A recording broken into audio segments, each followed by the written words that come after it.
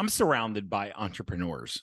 Like there was a time when I was an employee and, when I was in my executive level roles, when I was an employee, I was surrounded by other employees. And it seems like I didn't even understand that this whole entrepreneurial world, the cult of entrepreneurs even existed. And it's a beautiful world. Listen, this entrepreneurial journey has been probably the most fun phase of, or project, I guess you could call it, of anything I've done in my life. And there's nothing that will grow you more than building a business. Absolutely nothing. You get challenged in your thoughts and your emotions, and you feel things that you'd rather not feel, and you ride this wave of uncertainty, and eat what you kill, and you sales, and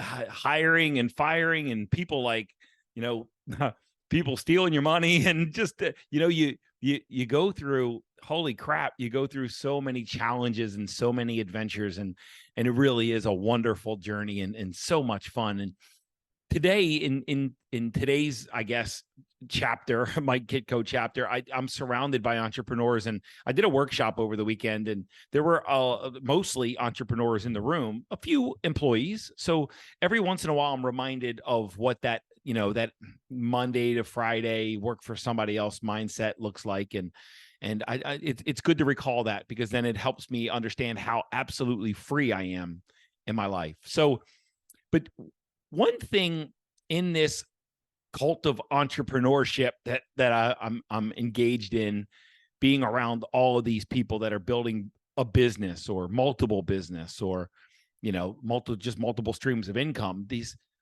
One specific challenge that we experience, that I constantly get asked questions about. And I was on a coaching call today with a friend of mine and his group, and I was asked a question again, and this is the question: how do you interact with family and not disrupt family relationships while you're on this journey of entrepreneurship? And what they're really asking when people ask about family and about losing people, and about keeping family ties and family connections in place, what they actually are asking is, how do I get them to leave me alone and support me, and stop casting shade, stop trying to tell me I can't, or to stop working, or how do I, or be safe, and stop building your dream and just go get a job, or go get benefits, and just how do you retire from that? And people who aren't on this entrepreneurial journey are constantly questioning about what we're doing, and how we exist, and how we live, and our priorities, and taking our laptop on, when we travel, taking our laptop and not trying to escape our business, not needing to disconnect from our business. And when you really are building the right business for you, it is part of you, and you don't want to stop doing it. There is no vacation and work. It's all intermingled and commingled. And these entrepreneurs, sometimes we lose people along the way, and we don't always want to, especially newer entrepreneurs. There's people in their life right now that, or at the beginning of their journey, who are literally just trying to get them to stop and be safe, and just live an employee life like everybody else. Now, on today's call, this person asked me, how do you influence your family along the way? And I said, listen, this sounds soulless, and it sounds heartless. But in reality, if you want to really crush this entrepreneurial game, and you want to create more wealth and more success, if you really want to live a free life, you don't worry about what other people want from you or for you. You don't worry about what they believe. You don't worry about their preferences. You just stay focused on your task at hand, on your mission, and on your dreams, and you let them fall away if they want, and you let them get on the bus if they want as well. When when I when I shifted from being an employee to, I wasn't an employer yet at that time, but when I shifted from employee to entrepreneur, I mean, I almost lost my marriage, I almost lost my wife. I almost lost. I mean, I lost most of my family, like aunts, uncles, cousins. There was no connection anymore. There was no common thread anymore except for the blood running through my veins. And when I started building a life of peace and harmony and wealth and happiness, like some of my family members, I've got one in mind right now, a family member kept, calling me and like trying to incite drama in my life, and I wouldn't have it. I cut that drama out of my life. I cut that survival based, worry and just trying to, just drama. That's all I can say. I cut that shit out of my life, and I cut anybody that brought that stuff out of my life. It was a non-value added conversation if there was drama. It was a non-value added relationship if it was all about drama. And I learned early on in this entrepreneurial game to stay focused on my mission and my task at hand and the purpose of my life when I woke up every day. And to stop worrying about what anybody else wanted from me or for me, or what they thought I should be doing with my life. And I lost a lot of people. But what I also learned in the process is that the right people jump off of your bus and the right people jump on. We were, during the workshop, we took our inner circle out after the first workshop day. We took our inner circle out, and we went to dinner, and we had some guests in town that were students, and we took them out. And so there was a small group of us.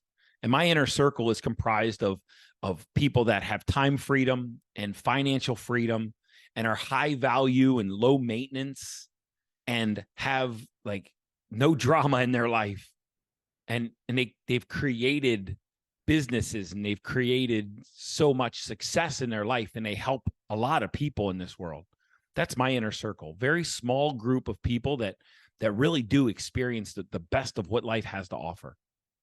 And all these other students that came from outside of the St. Louis area and came in to hang out with us for the weekend, we took them out to dinner. And the topic again turned to how, about the engagement with our family, our like people in our life when we're hitting the gas on our dreams and building our empire or building our business. People are going to try to, like, man, there's some people that just try to hold you back because like maybe they're scared that you're going to fail, and they don't want to be scared, so they're trying to get you to stop so that they can protect their feelings. Or maybe they had a dream and they wouldn't allow themselves to lean into their dream, and they don't want to see you lean into yours because it makes them have some regret. But the conversation turned again to family, and I offered the same guidance. Listen, let people opt in or opt out of your life, but don't listen to what they want for you. Just stay focused on your vision, on your mission, and your task at hand. Listen, the people that I have in my life right now, they are wealthy and successful, and they are free. They have control of their day. They have control of their calendar. They can go anywhere they want to go and do anything they want to do, and they can have anything they want to have. And they don't have financial struggles, and they don't have regular, repetitive struggle in their life. And I know that might be a hard concept to understand because so many people live in a constant state of struggle. And people, when you're in a constant state of struggle, you can't believe that there's anything but struggle in life. But literally, there are people in life who are not struggling routinely. And challenges and obstacles show up. Of course, we all have challenges and obstacles, but struggle is chosen. Struggle is invited. Struggle is, it's not necessary. And there are people that when we start to create wealth and success and happiness and freedom, when we start to live life on our terms, there are going to be people who in your life who just don't understand, and they don't need to understand.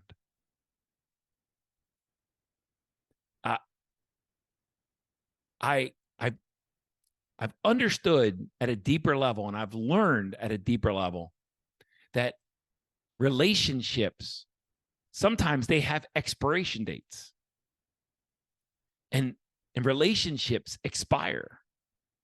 When the useful value of two people connecting, when it expires, it's better to let that relationship just fade.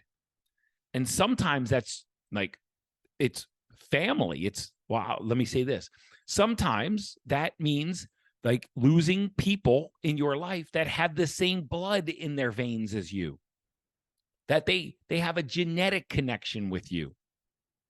But I would offer you this, is when you let people in your life go where there's the useful value of that relationship has expired, and you allow new people to come in to your life who share your values, who share the path, who are on the same path, maybe going in a different, maybe they're after something slightly different, but they're on the entrepreneurial journey. They're on the time freedom and financial freedom and freedom journey.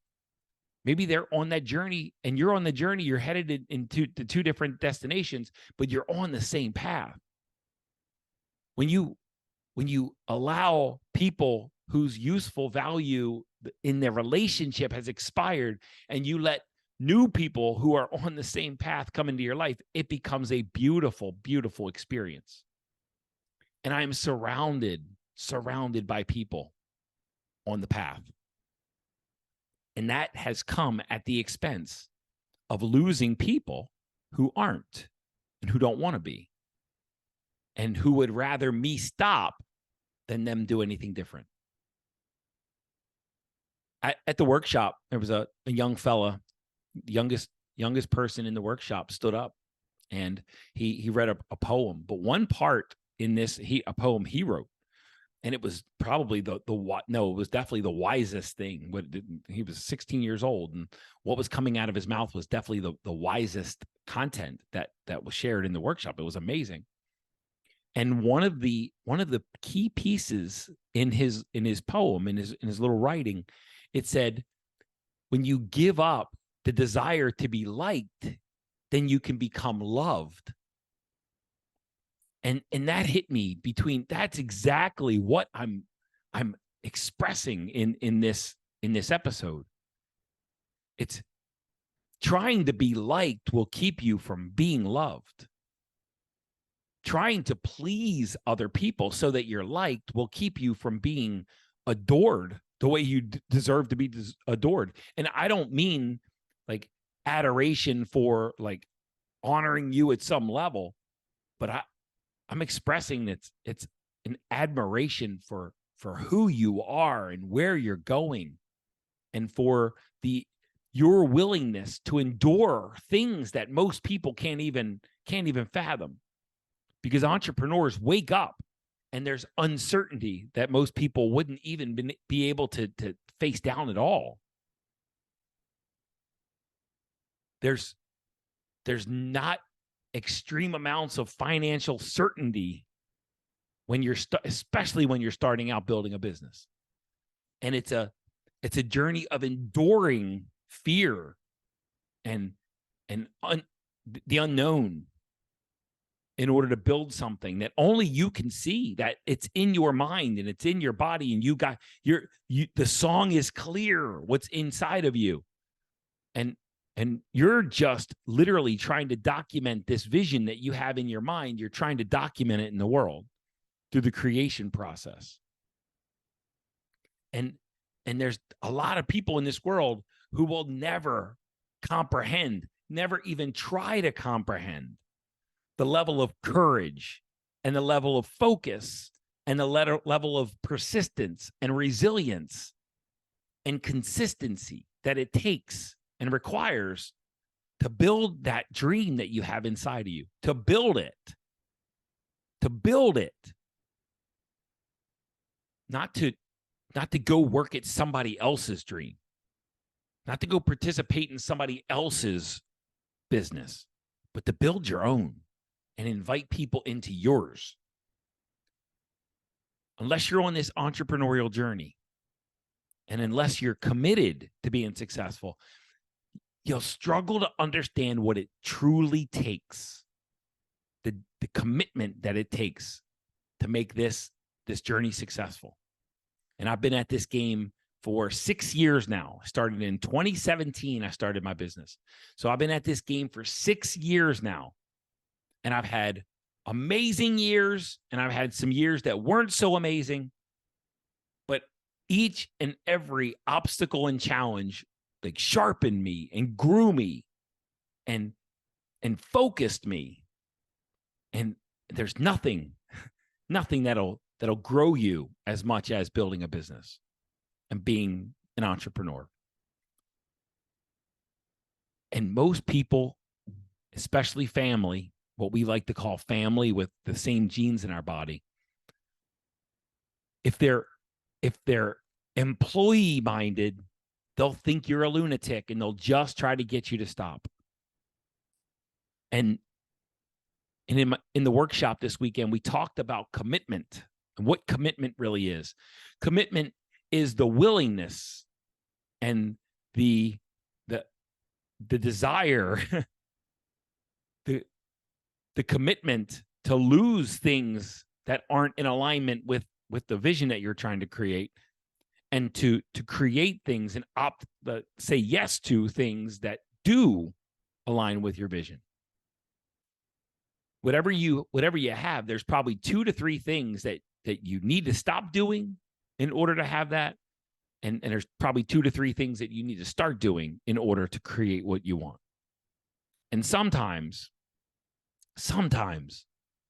we must lose people that we've outgrown. And it sounds heartless, and it sounds callous, and it sounds soulless. But it only sounds those things if you think that all relationships are meant forever. And have you ever heard the adage that people come into your life for a reason, a season, or a lifetime? And not everybody comes into your life for a lifetime. And we can't make anyone else understand the dream that we're looking to create and the vision that we've decided on. See, I've got a mastermind. We do workshops throughout the year, and I've got a mastermind of intensely committed entrepreneurs who are all sharpening themselves and refocusing themselves and recommitting every single day to a beautiful journey of self-mastery and business mastery and mastery of freedom, having real freedom in their life. And what that means is no more alarm clocks. It means no more being beholden to a boss. It means no longer saying yes when you want to say no, or no when you want to say yes. It's no one else calling the shots for you. Self-mastery and business mastery and the mastery of freedom. And when you commit to freedom, the people who love being captives, the people who love being beholden, the people that love having other people responsible for their life, they're not going to like your decision to choose freedom. Because if they don't know how to do it, They don't think they can do it. They're not going to want to see it from you. And this is when you really get to learn who's in it for you and who's in it for themselves. See, the people that I surround myself with, they understand that their responsibility in my life is not to decide where I'm going, but their responsibility in my life is to ask how they can help me get to where I'm going. And all they ask in turn is for me to do the same. Over the past 6 years, I've lost a lot of friends. I've lost a lot of genetically connected people. But in the process, I've also gained a fuck ton of family. People who are really invested in me and want the very, very best for me. And in turn, I give them the very best of me for them in terms of how can I help you get where you want to go. Each of my students in my mastermind have a vision. And I at least ask them, tell me what you want your health to look like, your wealth, what kind of impact you want to make on the world and success you want to create. And what do you want your relationships, your most cherished, intimate relationships, what do you want those to look like? And once they give us a target, once they give our mastermind a target, it's our obligation to make sure they get there. It's our duty to them to make sure that they get there.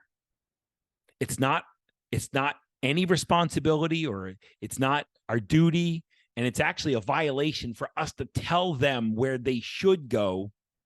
That's not our role.